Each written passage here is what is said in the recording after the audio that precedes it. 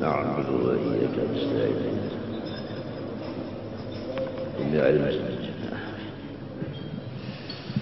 أعوذ بالله من الشيطان الرجيم بسم الله الرحمن الرحيم الحمد لله على نعمه المتواترة وأياديه المتكاثرة ومننه الغامرة والصلاة والسلام على سيد أهل الدنيا والآخرة سيدنا وحبيبنا وشفيعنا محمد وعلى آله وأصحابه الأنجم الزاهرة أما بعد قال الله سبحانه وتعالى وهو أصدق القائلين أعوذ بالله من الشيطان الرجيم بسم الله الرحمن الرحيم إنما يريد الله ليذهب عنكم الرجس أهل البيت ويطهركم تطهيرا وقال تعالى قل لا أسألكم عليه أجرا إلا المودة في القربى الآية وقال صلى الله عليه وآله وسلم يحشر المرء مع من أحب أو كما قال. Alhamdulillah wa syukur, kita ucapkan puji syukur kita kehadrat Allah Subhanahu wa taala yang telah mengumpulkan kita bersama-sama di dalam majelis haul daripada salah seorang daripada awliyaillah Subhanahu wa taala, yaitu Habib Muhammad bin Habib Abdul Karim As-Samman Al-Madani Al-Hasani. Beliau ini salah satu daripada zuriat daripada junjungan kita Nabi besar Muhammad sallallahu alaihi wasallam yang disebut al-waladu juz'un minal walid. Anak itu satu suku-suku daripada orang tuanya. Faman ta'allaqa bil juz'i faqad ta'allaqa bil kulli. Barang siapa berpegang kepada juz'u maka sama dengan berpegang kepada kul. Di dalam ayat suci Al-Quran disebutkan bahwasanya Allah Subhanahu wa taala menyatakan dengan kata innama, ada hasrin di dalam ilmu nahwu, hanya saja kehendak daripada Allah Subhanahu wa taala mensucikan semua kulawarganya Rasulullah sallallahu alaihi wasallam daripada segala kekotoran-kekotoran. Jelas di dalam ayat itu bahwa Rasulullah dan Sittina Fatimah Az-Zahra dan anak cucunya sampai hari kiamat adalah ahli surga.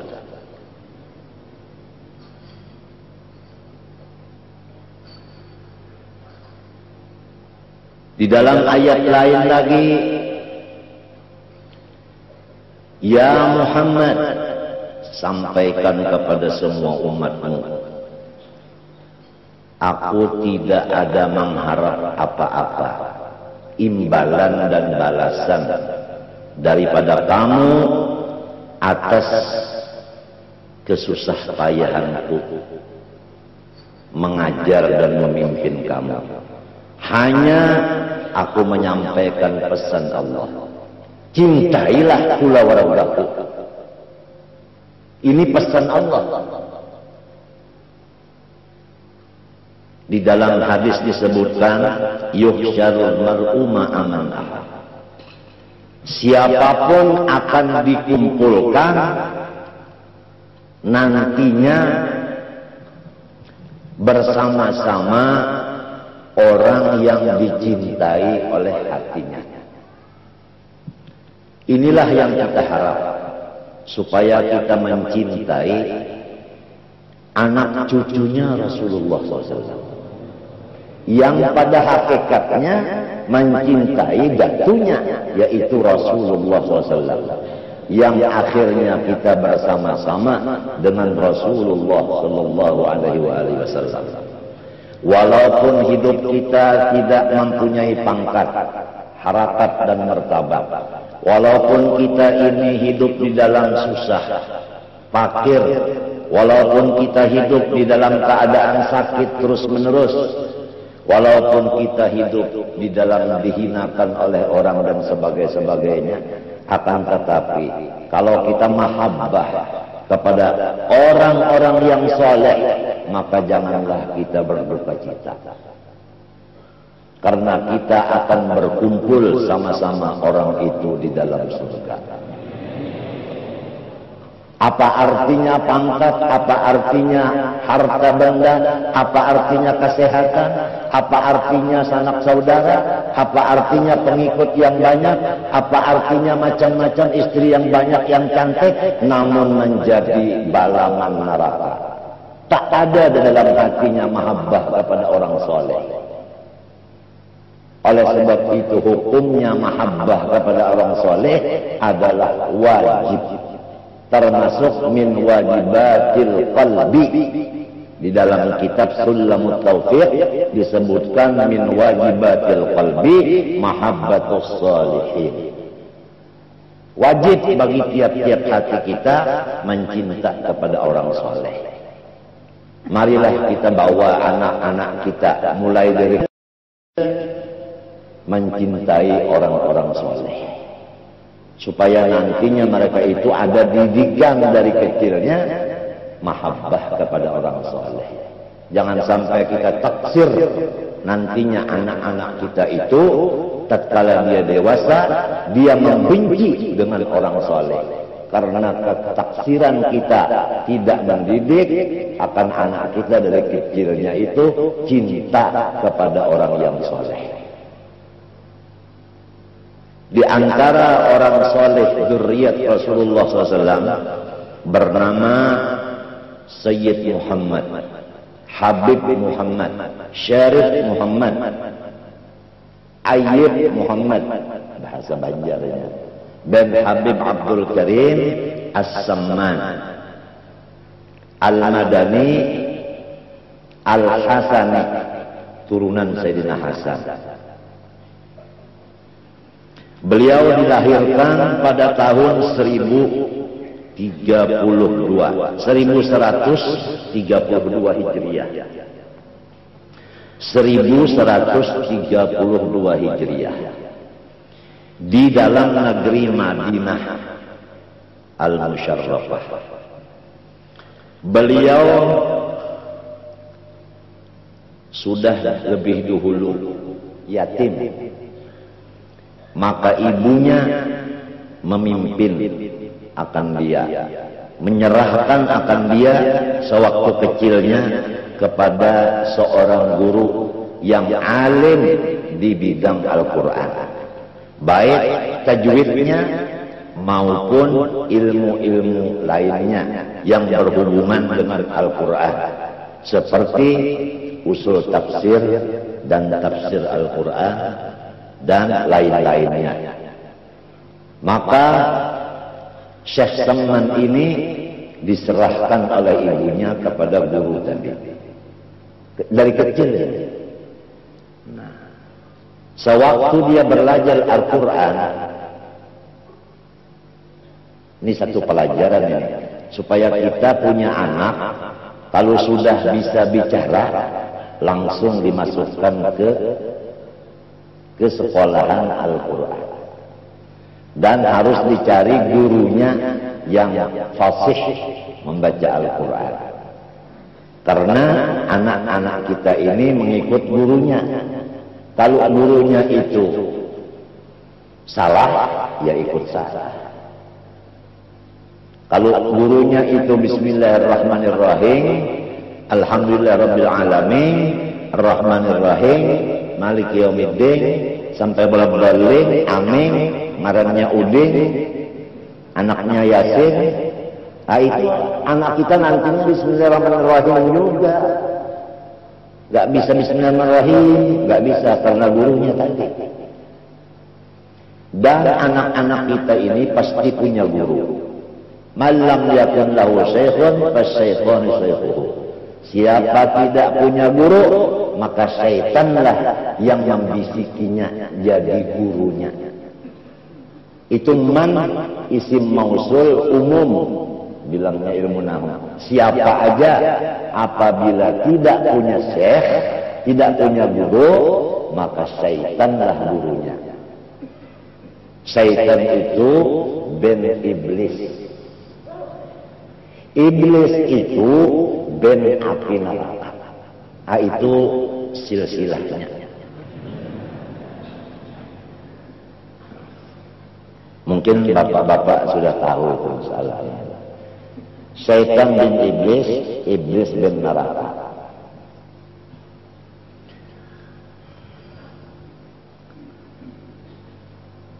Sewaktu Syekh Seman ini belajar Al-Quran, di sini ada keganjilan, keistimewaan, keunggulan.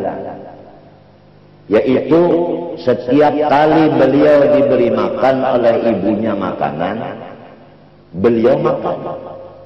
Tapi tatkala beliau selesai makan, ibunya melihat makanan itu tidak kurang sedikit pun. Bahasa Banjarnya kalau muka itu, kalau sampai banyak-banyak bisi baras lagi sudah. Sepiring aja, balik makan ada pulang. Karena malam makan sepiring ada pulang. Jadi ibunya ini melaporkan kepada gurunya yang mengajari Quran tadi. Hal yang demikian spontan dijawab oleh gurunya. Hai ibunya Syekh Seman, kamu jangan ragu bahwa anakmu ini sudah diberi pangkat wali kutub dari kecil. Aduh, bagaimana bahagianya seorang ayah dan ibu punya anak dari kecilnya sudah diberi pangkat waliullah. Orang wali itu tanda-tandanya menurut di hadis yang lebih sahih itu dua. Pertama, pemurah. Yang kedua, tidak pemarah.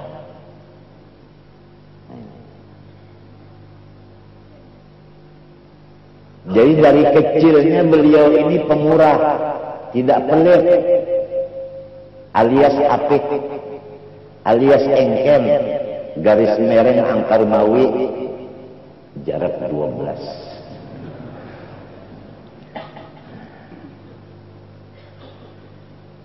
As-sakhiyyu habibullah walau kana jahilan. Ma jabalallahu waliyan illa bisakha'i wa husnil khuluq atau kama qala sallallahu alaihi wasallam. Tabiatnya wali-wali itu dua. Ini tradisinya wali-wali itu dari kecilnya ini. Yang disebut orang barat kalau tradisi dari kecil insting. Itu tabiat fitriyah namanya bahasa Arabnya. Insting. Ada Inggrisnya juga sedikit. Sebab kita ini dijajah oleh Inggris dengan bahasa. Jadi tabiatnya semua aulia itu pertama bis as-sakha, murahan atau sosial. Yang kedua wa husnul khuluq. Mengenai perangai yang baik ini Abu Hurairah ditanya orang, apa maksudnya husnul khuluq? Abu Hurairah menjawab radhiyallahu anhu, yaitu tidak pemarah. Oh, bagaimana bahagianya kita kalau punya teman pemurah tidak pemarah. Rasanya enak ya, enak.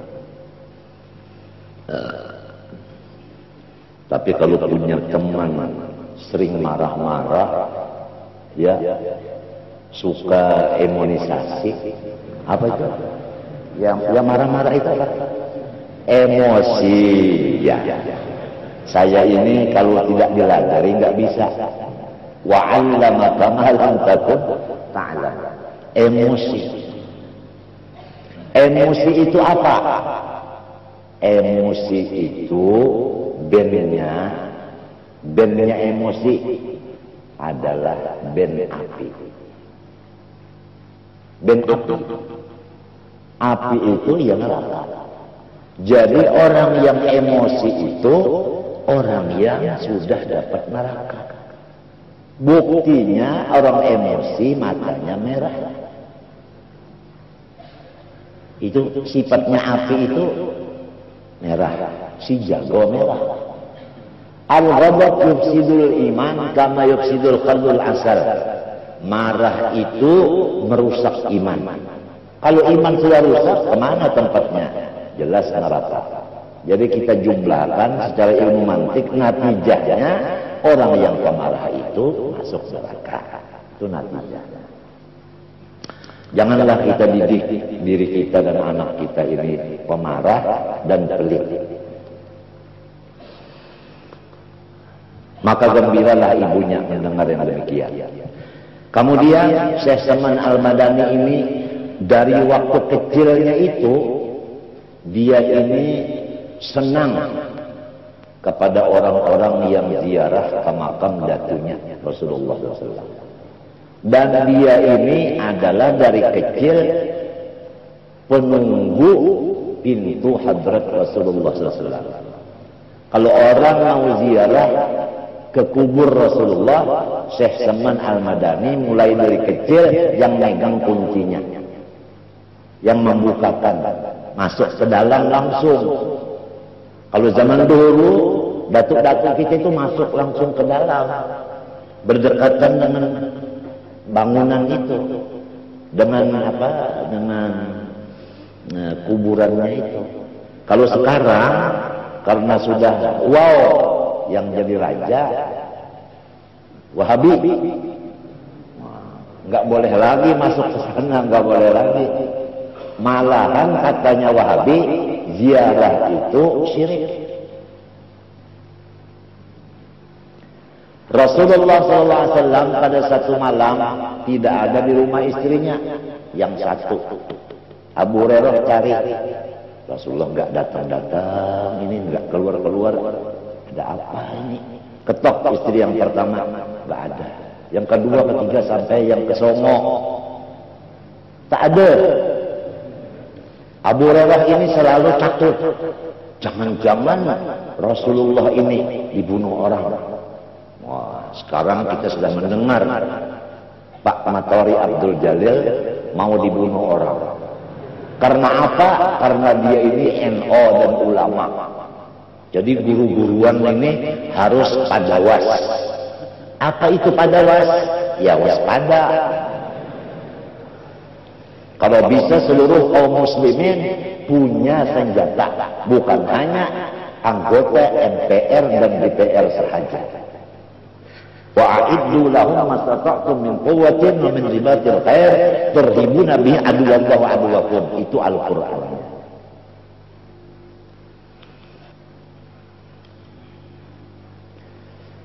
Sekalinya Rasulullah SAW itu dicari-cari nggak ketemu, Abu Hurairah melihat cahaya nur Rasulullah SAW ada di kuburan Baqi'il Gharqad di Madinah.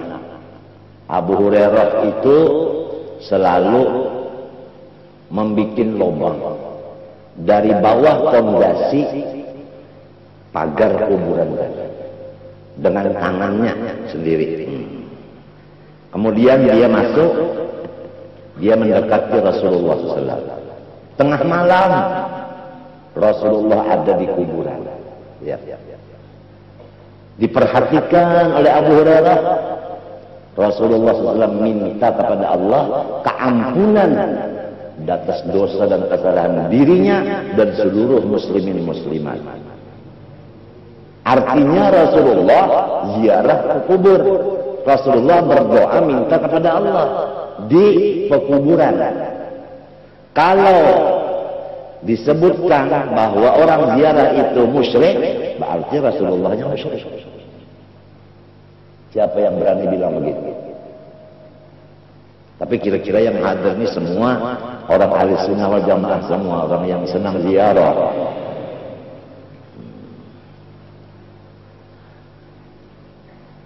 Dari kecilnya Syekh Saman ini megang kuncinya pintu hadrat Rasulullah SAW. Dan apabila orang yang mau ziarah ke kubur Rasulullah, itu ternyata orang itu masih di dalam thalabatul ilmi, artinya masih di dalam belajar. Apalagi orang yang mau ziarah itu seorang guru yang sudah mengajar. Apalagi yang ziarah itu seorang yang soleh, orang yang punya karamat, wali. Maka yang tiga golongan ini dipersilahkan oleh Syekh Saman mulai kecilnya lebih dulu naik ke rumahnya, diberi makan dan minum. Selesai makan minum baru dibawa ziarah ke makam Rasulullah SAW. Dan diperkenalkan oleh Syekh Saman kepada Rasulullah, orang yang ziarah ini namanya satu persatu. Misalnya ada nama Muhammad. Ya Rasulullah, ini Muhammad ziarah ke kuburmu. Nah, ini si A, ini si B, itu begitu. Sebagaimana zaman tahun 70-an itu, begitu muzawir membawa jamaahnya ziarah, diperkenalkan yang dibawanya ini kepada yang diziarahi. Satu persatu namanya. Karena orang-orang yang soleh itu dalam kuburnya tetap hidup.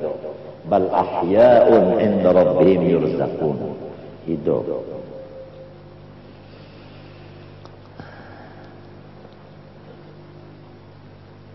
Beliau mulai dari kecilnya selalu memuliakan ibu bapaknya. Dan beliau terhadap orang-orang ulama dan orang-orang yang menuntut ilmu dan orang yang soleh selama berada di kota Madinah, maka Syekh Saman inilah yang menjadi khaddam bagi semua tamu itu.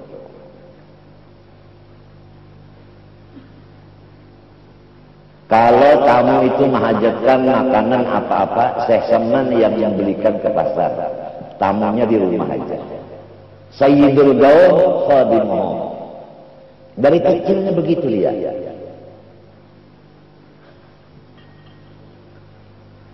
Dan dia ini dari kecilnya sudah memusyahadahkan akan wahdaniyatullah. Artinya tidak terbimbing hatinya itu dengan Allah. Tetap apa yang dilihatnya tidak melupakan kepada Allah. Apa yang didengarnya tidak melupakan kepada Allah. Maqam musyahadah, yaitu u'budillah ka'annaka tarah. Itu maksudnya musyahadah. U'budillah ka'annaka tarah. Beribadalah seakan-akan melihat Allah. Ini maqam musyahadah. Syekh Saman dari kecilnya sudah dapat musyahadah ini. Orang kalau dapat maqam musyahadah, seumpama mereka itu baca salawat, di dalam pandangan hati mereka yang membaca salawat itu adalah Allah untuk Rasulullah, bukan si Umar lagi. Itu di dalam penglihatan hatinya atau di dalam zauq pengrasaannya. Sudah jauh dari kita ini. Kalau kita ya kita terus. Allah Ta'ala sekarang nggak ada lagi. Itu kita namanya orang awam. Al-awam kal-awam. Orang awam itu persis jengkrek.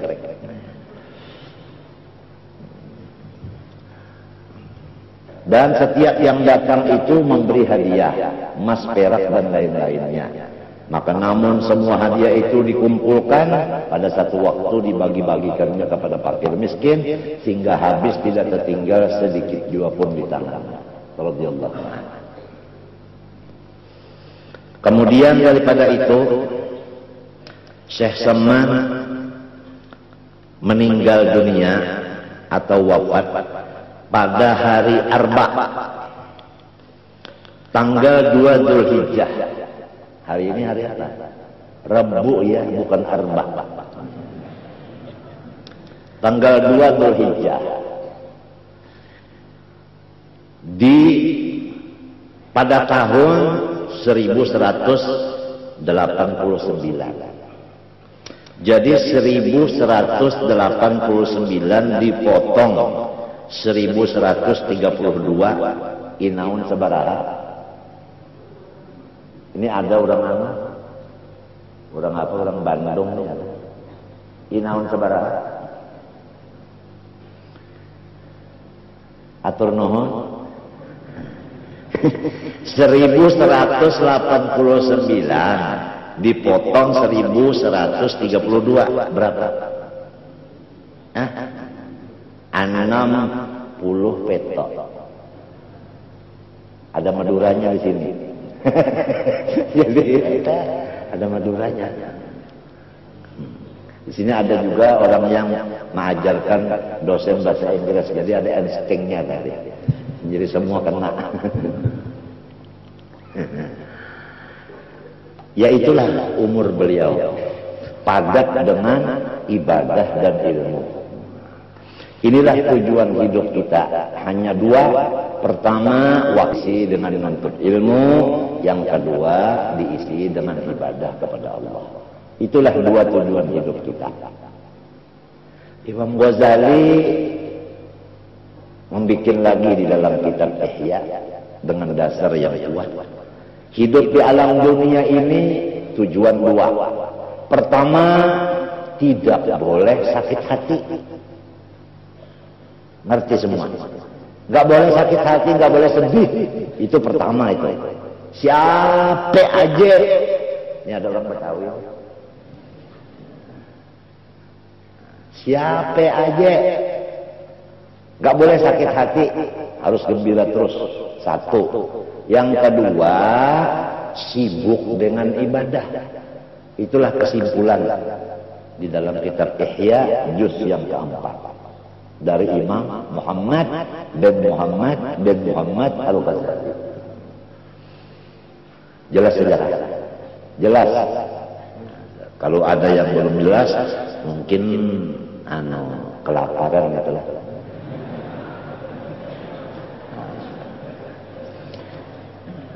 Jadi jangan ada yang sakit hati lagi, jangan. Jangan ada yang sakit hati. Gembira terus, syukur terus. Masa orang baca Alhamdulillah 17 kali sehari semalaman. Alhamdulillah dibaca tapi enggak dihayati. Katanya orang sekarang dihayati. Kalau orang baca Alhamdulillah, artinya saya senantiasa Alhamdulillah. Berarti saya senantiasa gembira, kan gitu kan? Begitu kan? Kan begitu kan?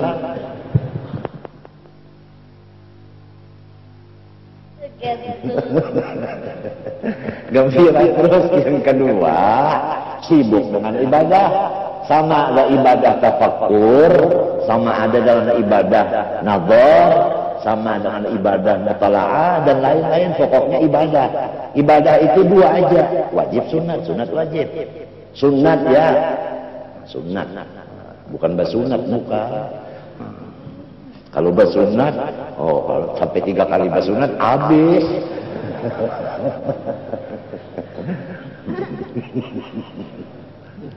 Ketawa Muhammad, amin.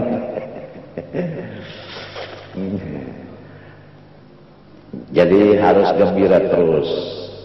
Bapak-bapak, kalau hati kita itu gembira, apa yang kita lihat itu jadi pelajaran, jadi ilmu. Apa yang kita dengar jadi ilmu.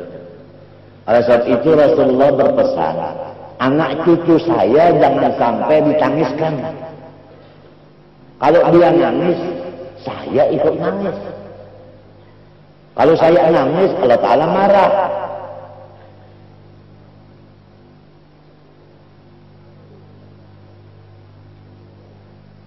Nah ini, ya mudah-mudahan nih Muhammad Amin nih dengan adiknya Ahmad Hafi itu jangan ada yang menangiskan. Kalau ada yang menangiskan, nangis. Kalau dia nangis, otaknya itu begini, tertutup. Jadi tidak masuk pelajaran. Setengah mati diajari kada mau paham. Ujar orang Banjar pambabal. Nah itu. Saya kulus sufaha. Dia jawab apa? Saya kulus sutaha. Sufaha, sutaha. Bilangnya gurunya sutaha itu mertua saya.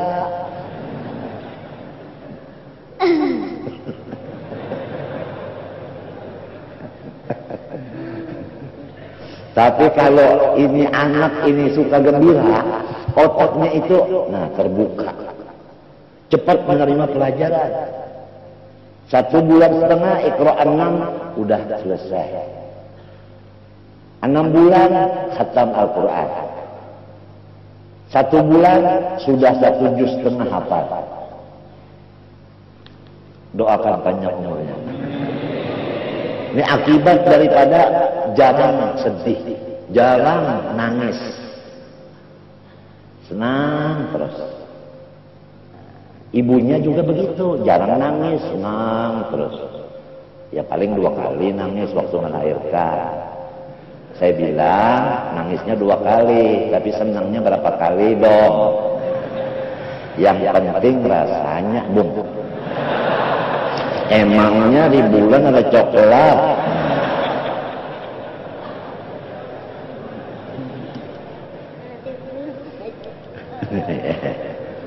Gak boleh sakit hati, gak boleh ya. Gak boleh, itu sampaikan kepada anak istri. Gak boleh sakit hati, syukur terus. Kalau bala musibah banyak gimana? Nah begini jawabnya.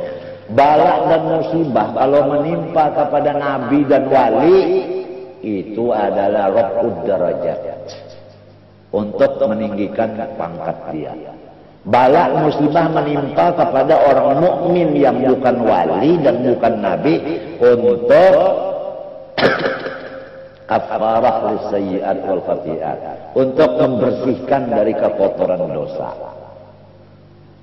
Kalau kita orang awam ini kotor, ada yang membersihkan, kenapa jadi menangis? Mestinya kita gembira, berterima kasih kepada orang yang membersihkan itu. Kan gitu. Kalau bala menimpa kepada orang kafir dan munafik, itulah yang disebut azab. Nah, jadi bala itu terbagi kepada macam-macam. Kepada nabi dan wali, raf'ul darajat. Kepada orang mukmin yang biasa adalah untuk penghapus dosa. Kepada orang kafir dan munafik itu yang siksa. Jadi orang yang beriman nggak perlu sedih. Kemudian kalau sudah sedih itu sudah bisa diatasi dengan gembira, sesuai dengan kata alhamdulillah 17 kali waktu sholat. Kita tinggal lagi mengisi waktu supaya sibuk dengan ibadah tadi, yang wajib, yang sunnah. Sampai tidur pun kita niatkan karena ibadah juga. Karena mata kita kalau tidak dibuat tidur, nantinya kan kepala kita sakit. Kalau kepala sakit, ya segala-galanya nggak enak lagi. Jadi menjaga kesehatan juga namanya itu ibadah. Terakhir, Syekh Saman Al-Madani ini kuburannya di Baqi'il Gharqad, berdampingan dengan kubur segala istri Rasulullah Sallallahu Alaihi Wasallam. Mudah-mudahan kita semua dimasukkan oleh Allah Subhanahu Wa Taala di dalam rombongan orang-orang yang cinta kepada orang saleh, sehingga kita akan dikumpulkan Allah bersama-sama mereka. Amin, Allahumma amin. Dan kita mengambil tabarruk, yaitu membaca qasidah yang berhubungan dengan puji-pujian terhadap Syekhuna Syekh Saman. Karena madhus syuyukh min aqrabil kurban. Wa kadzalika balaghur rasul. Itu dalam kitab Syarah Hikam disebutkan memuji guru itu adalah jalan yang paling hampir untuk mendekatkan diri kepada Allah. Demikian memuji Rasulullah. Ya Syekhana ya Syekhana. Ya